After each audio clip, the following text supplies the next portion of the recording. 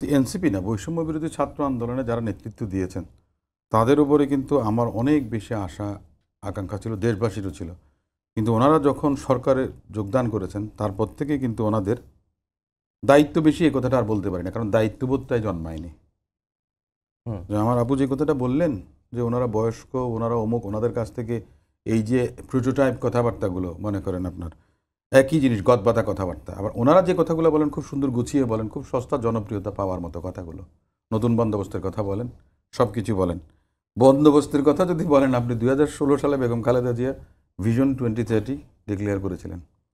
রাষ্ট্র সংস্কারের 27 দফা, পরবর্তীতে আপনার যুগপৎ আন্দোলনের শরীর দিকে নিয়ে বিএনপির ভারপ্রাপ্ত চেয়ারপারসন তারেক রহমান সাহেব 31 দফা প্রণয়ন করেছিলেন যখন আওয়ামী লীগ ক্ষমতায় ছিল, এবং সেটা আজ থেকে 4 বছর আগে।